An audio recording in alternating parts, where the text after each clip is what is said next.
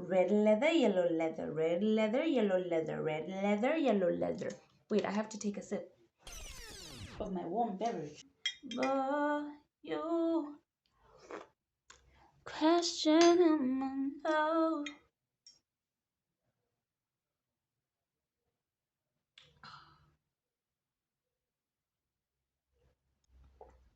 Okay, one more.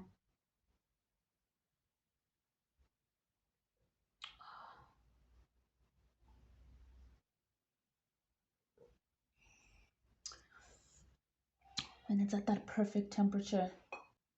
Hey guys, welcome back to my channel. My name is Mahosha or Tapiwa. If you're new, hi, I make videos about motherhood and lifestyle. And if you are a returning subscriber, welcome back. So as you guys can see from the title of this video, I am going to be speaking about my experience using public healthcare in Botswana. However, disclaimer, I am not a medical professional, nor do I claim to be one. I am just sharing my experiences in the hopes that they'll help someone else, and I am in no way trying to discredit the public healthcare system of Botswana. No, I'm really not. So, like I said, I'd like to share my experiences about public healthcare when I was pregnant. For those of you who don't know, I have a son. He's 17 months old now, and I use public healthcare throughout my pregnancy. I went to at least 3 clinics in Gaborone, 1 in Motswana, 1 in Kanye, and the hospital that I gave birth in Kanye. So getting into public clinics in Botswana, they are completely free. I have never been asked to pay a single tebe when I have been in a clinic. However, that's for citizens. I do know that non-citizens have to pay a small fee, but it's really affordable. And I stand to be corrected because it was a couple of years ago, but when I was at Marina, it was around 1,000, 1 point something to give birth if you were a non-citizen. So it's fairly affordable, and that's great. So the clinics are completely free. Most of them are open from 7 a.m. onwards. That doesn't include dispensaries though, but I'm sure you guys know all of this. You know, dispensaries have like their opening times, and most of the time, my experience with public healthcare, whether I was pregnant or not, I wasn't always seeing a doctor. I was seeing a nurse most of the time. So when I was pregnant, my experiences started when I was like 3 months pregnant. I was registering my pregnancy in Motswana, where my mom lives, and the service there was the best. It was really good. They treated me so well. They were so helpful, and they were so kind. And I still remember that nurse's face when I first went there. She was counseling me. She was doing a lot, and I really appreciated it. I spent hours, at least an hour, in her office, and it was really great. And then, unfortunately, because I don't live in Ramotsa, I had to come back to Gabs. So I don't quite remember the name of the clinic, but it wasn't in block 3, extension something, close to block 3. I had to use that one, and that one was a complete 180 compared to the Ramotsa one. The Ramotsa one opened on time. The lines, they didn't take hours, like they moved. Everything was nice and smooth. The nurses there were nice and informative, and they were really patient. Now, these ones in Gabs, they didn't open on time. And I say they didn't open on time because I would come on time and they literally wouldn't see anyone until we all participated in a morning prayer, which is great. I just wish it didn't delay, people getting medical assistance. I didn't like it there. And not just because of that, but also because I just experienced some really rude nurses who made these really rude comments. They were really weird, and I don't want to share the comments that they shared because they were hurtful and rude and unnecessary. So I didn't enjoy my experience there everything was late. Didn't like, the nurses were rude, they weren't helpful at all, there was no like assistance. It was bad, it was really slow. So it got so frustrating that even later in my pregnancy, I just decided that I wanted to go to Ramota.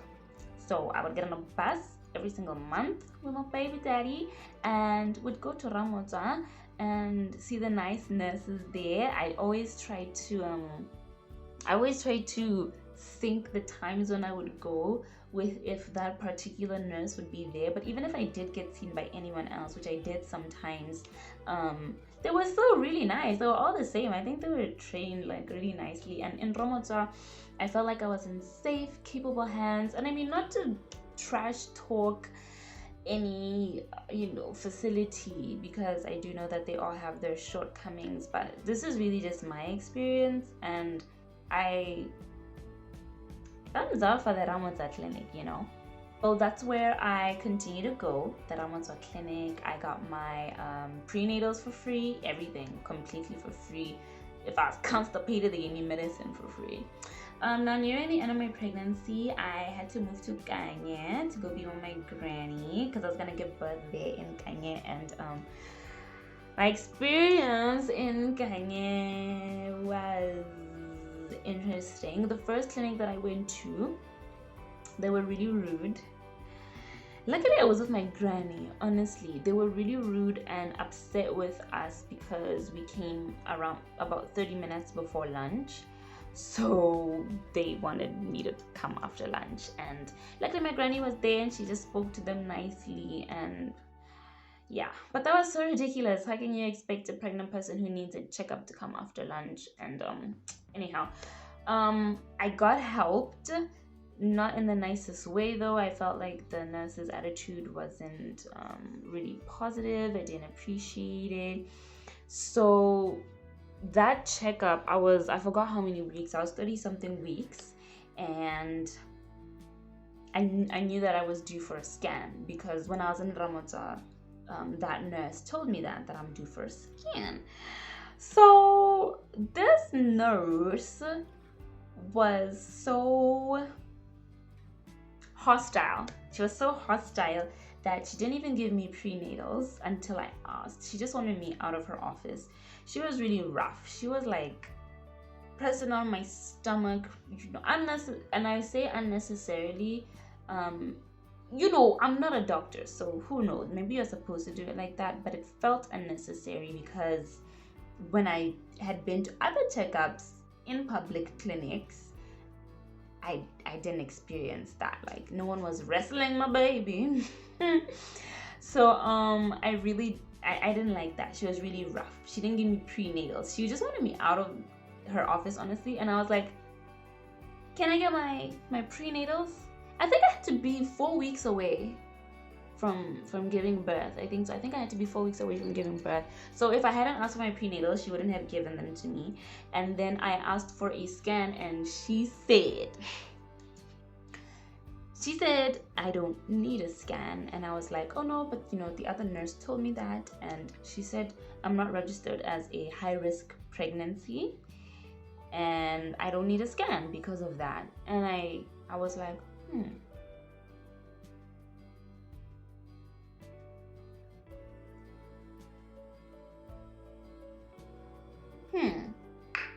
was like, really? Is that so? That was a bit worrying, because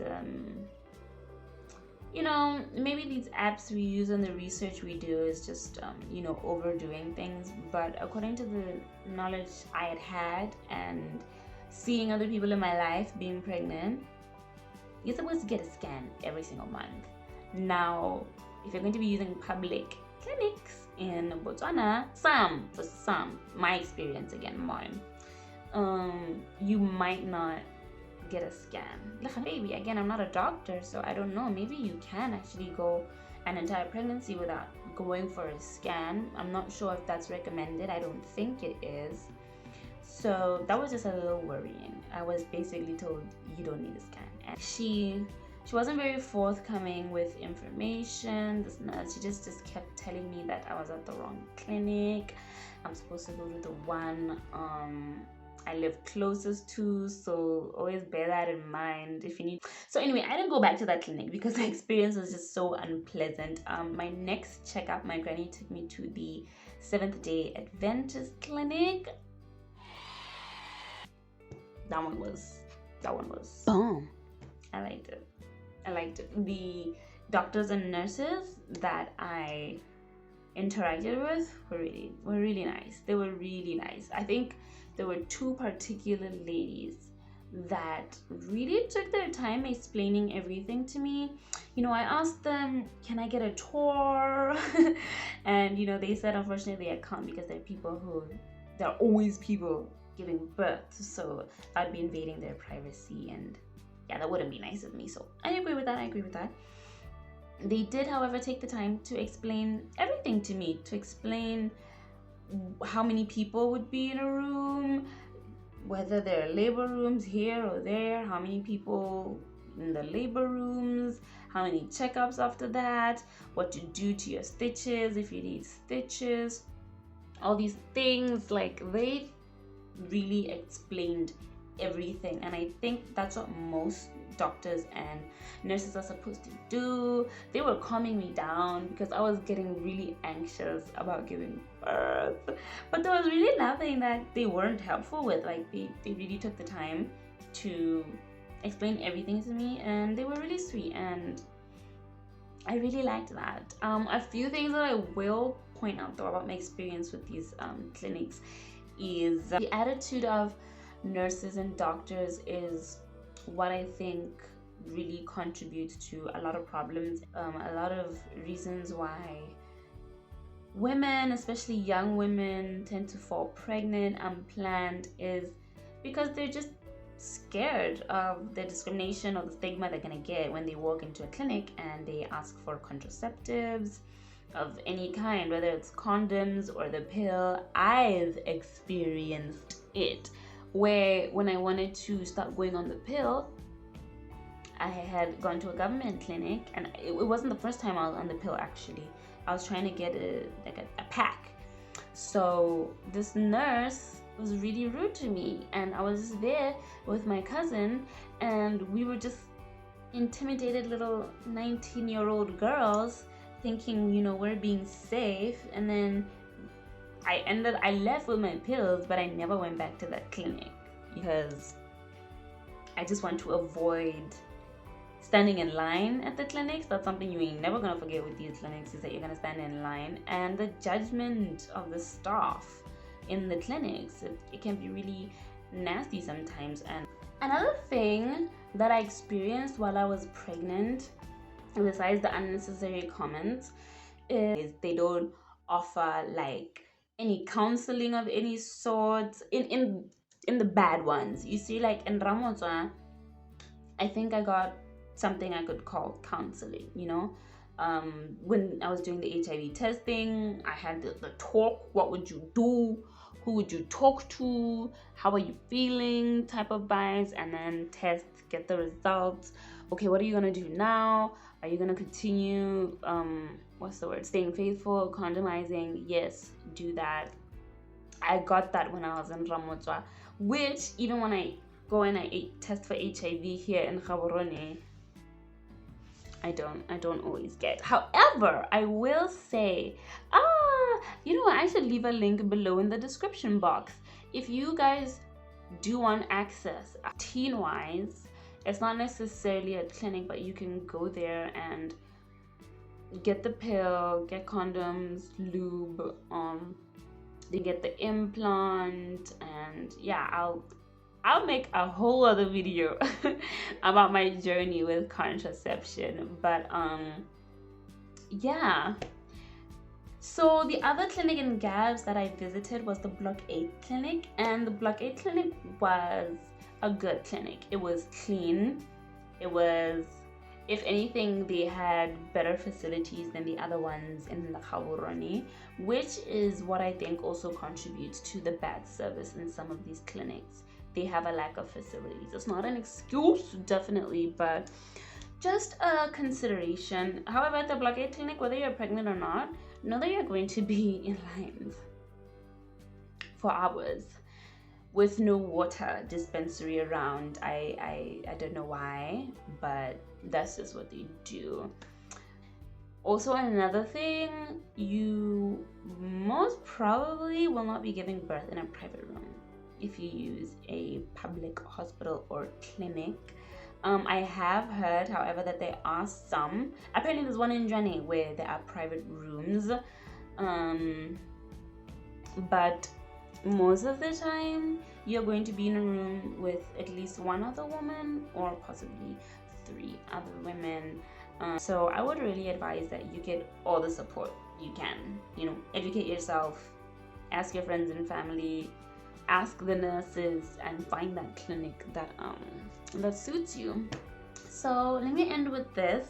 I highly appreciate all the nurses and doctors that were involved in bringing Shasha into the world. Honestly, if it weren't for them, my baby took really good care of him. I wish I could say, what do they say? One bad apple doesn't spoil something. It's just that unfortunately my experiences have been negative most of the time. I think we need a complete shift in the healthcare system. We need sensitivity training of some sorts. If there isn't already, I think it's just, to me, it's not doing really well. And doctors and nurses need support as well. And it's not an excuse, like I said earlier. I think it's just something to consider, is that they're more likely to just be stressed out because they're understaffed. They barely have decent facilities, and I guess that contributes to negligence. So I think it's really important to work on that for the sake of the doctors and nurses, and really for the sake of the patients. So thanks, guys. Look out for part 2 when I talk about my birthing experience, like in these public hospitals. Guys, thank you so much for watching. Don't forget to like, subscribe. See you soon. Mwah.